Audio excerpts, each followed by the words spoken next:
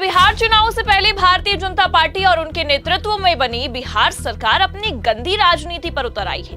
ये सवाल इसलिए क्योंकि आपको बता दें कि पहले तो राहुल गांधी के साथ बिहार की पुलिस ने दरभंगा में बदतमीजी की, धक्का मुक्की तक की गई और अब खबर निकलकर सामने आ रही है कि केवल 7 घंटे में राहुल गांधी के खिलाफ 2 एफआईआर तक दर्ज किए जा चुके हैं, जिसके बाद बवाल थमने का नाम नहीं ले रहा है।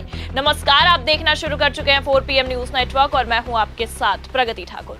दरअसल आपको बता दें कि पहले तो राहुल गांधी को दरभंगा में दलित छात्रों से मिलने से रोका गया, दरभंगा पुलिस से हाथापाई तक की नौबत आ गई, लेकिन अब तो बेशर्मी की हद हो गई है। नेता प्रतिपक्ष राहुल गांधी के खिलाफ एक नहीं बल्कि 2 एफआईआर दर्ज किए गए हैं और इतना ही नहीं बल्कि 100 से ज्यादा कांग्रेसी नेताओं के खिलाफ भी कानूनी कार्रवाई की गई है, जिसे लेकर बवाल इतना बढ़ गया है कि खुद राहुल गांधी ने सरकार के साथ साथ उनके प्रशासनिक अमलों की हेकड़ी निकाल कर रख दी है। तो फिलहाल दरभंगा में ऐसा क्या हुआ जिसे लेकर बवाल इतना ज्यादा बढ़ गया है कि राहुल गांधी के साथ साथ लगभग 100 कांग्रेस नेताओं पर कानूनी कार्रवाई की गई है, आपको बताएंगे। और इस पूरे मामले पर कैसे राहुल गांधी ने सरकार की बखिया उधेड़ते हुए धज्जियां उड़ाई है, उस पर भी आएंगे, लेकिन उससे पहले आप ये खबर देखिए। दरभंगा दौरे पर आए राहुल गांधी, दर्ज हुई एफआईआर, कानूनी पचड़े में आए 100 से अधिक कांग्रेसी नेता। मतलब आप बिहार सरकार की बेशर्मी को देखिए।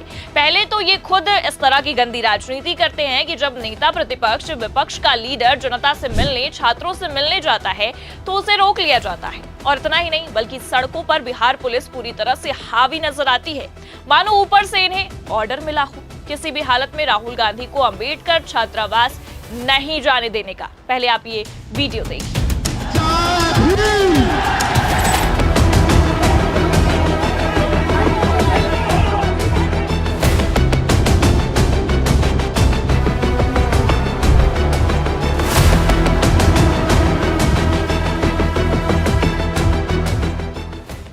तो देख सकते हैं आप किस तरह से राहुल गांधी के साथ दरभंगा पुलिस धक्का मुक्की करने की कोशिश कर रही है। राहुल गांधी को पूरी तरह से रोकने की कोशिश की जा रही है, जो ये साफ दिखा रहा है कि ना तो नीतीश सरकार चाहती है कि राहुल गांधी अंबेडकर छात्रावास पहुंचे और ना ही बीजेपी।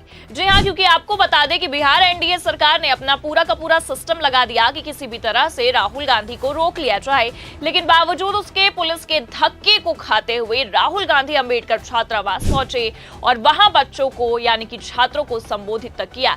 लेकिन हैरानी की बात तो यह है कि बिहार सरकार को राहुल गांधी का छात्रों से मिलना, शिक्षा को बढ़ावा देना, दलितों के लिए स्टैंड लेना इतना खला कि राहुल गांधी के खिलाफ केवल 7 घंटे के अंदर 2 एफआईआर तक की गई हैं। जी हां, देखिए आगे खबर में लिखा भी है।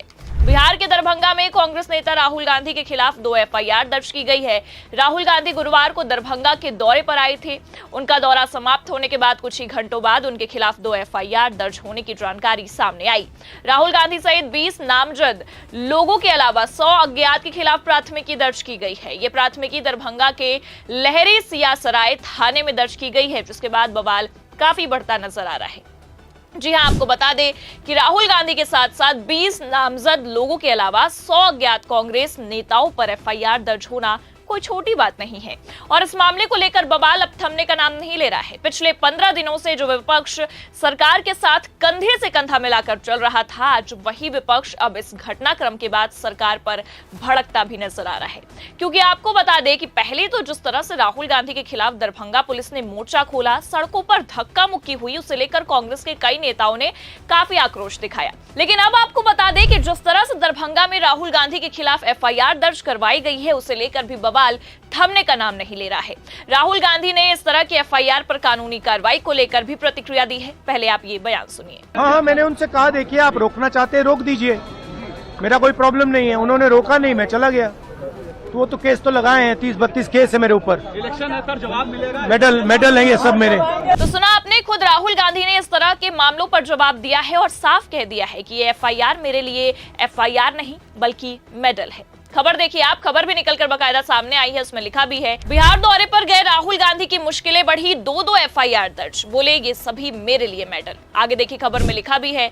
इधर राहुल गांधी ने दरभंगा पुलिस प्रशासन पर कहा, हमें जो करना था हमने कर दिया। मैंने वहां जातीय जनगणना पर बात की, हमें हॉस्टल के अंदर नहीं जाने दिया, शायद इसलिए क्योंकि वहां हालत बहुत खराब थी। उन्होंने मुझ पर केस लगाए हैं, मेरे ऊपर 30-32 केस है, ये सभी मेरे लिए मेडल है। नेता प्रतिपक्ष राहुल गांधी ने यह भी कहा, पहले किसी तरह की परेशानी सरकार को नहीं थी, लेकिन मुझे फिर रोकने की कोशिश की गई। मैं वहां पर जाति गणना की बात करने गया। ये कहा कि प्राइवेट यूनिवर्सिटी कॉलेज में भी आरक्षण लागू होना चाहिए और 50% की आरक्षण की दीवार टूट जाए, ये हमारी मांग है। हम पूरा करके दिखाएंगे। जो हॉस्टल था उसमें अंदर जाने नहीं दिया। बाद में मुझे तस्वीर दिखाई गई और पता लगा कि क्यों नहीं जाने दिया गया। वहां की हालत बहुत खराब थी। मुझे जो कहना था मैंने कह दिया। मैंने प्रशासन से कहा कि आप रोकना चाहते हैं रोक लीजिए। उन्होंने रोका और मैं चला गया। मतलब आप देख सकते हैं कि जिस तरह से बिहार चुनाव से पहले विपक्ष को एफआईआर के माध्यम से, पुलिस प्रशासन की तानाशाही के माध्यम से रोकने धमकाने की कोशिश की जा रही है, ये बिहार सरकार की बेशर्मी नहीं तो और क्या है। क्या सच छुपाने की कोशिश कर रही है बिहार सरकार? और ये जो पूरा मामला निकलकर सामने आया है उससे ये साफ समझ में आ चुका है कि भारतीय जनता पार्टी, या कह सकते हैं कि पूरा एनडीए गठबंधन ही बिहार चुनाव से पहले एक्टिव हो चुका है। और सबसे बड़ी बात यह है कि बीजेपी ने इस चुनाव को अपनी नाक का सवाल बना लिया है। तभी तो राहुल गांधी के साथ साथ 100 से भी ज्यादा समर्थकों पर एफआईआर तक दर्ज की गई है, जो ये साफ जाहिर कर रही है कि बिहार चुनाव अपनी पीक पर पहुंच चुका है और सभी राजनीतिक दल किसी भी हालत में बिहार की जीत हासिल करना चाहते हैं।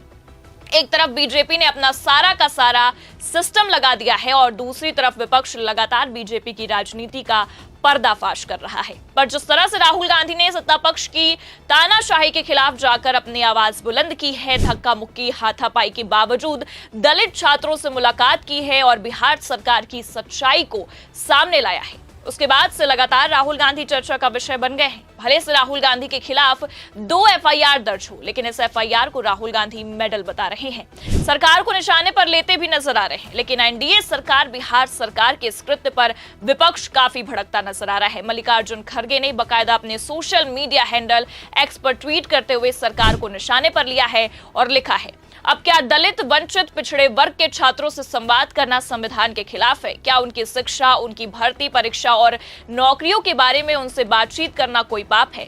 जेडीयू बीजेपी सरकार ने बिहार में दरभंगा के अंबेडकर हॉस्टल में शिक्षा न्याय संवाद कार्यक्रम में राहुल गांधी को शामिल होने से रोकना तानाशाही की पराकाष्ठा है। लोकतंत्र की जन्मस्थली बिहार इस अन्याय को याद रखेगी और समय आने पर जेडीयू बीजेपी को इसका उचित जवाब भी देगी।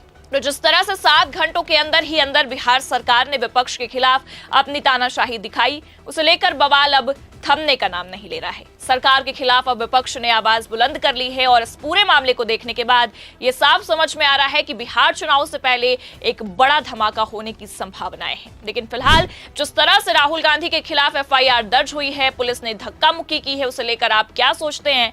क्या बिहार चुनाव से पहले ही बीजेपी एक्टिव मोड में आ चुकी है? क्या एफआईआर के बाद अब राहुल गांधी की गिरफ्तारी होगी? अपनी राय कमेंट करके जरूर बताएं। ये खबर कैसी लगी लाइक और शेयर जरूर करें और अगर चैनल पर नए हैं तो सब्सक्राइब और ज्वाइन करना ना भूलें। देखते रहिए 4PM न्यूज नेटवर्क। नमस्कार।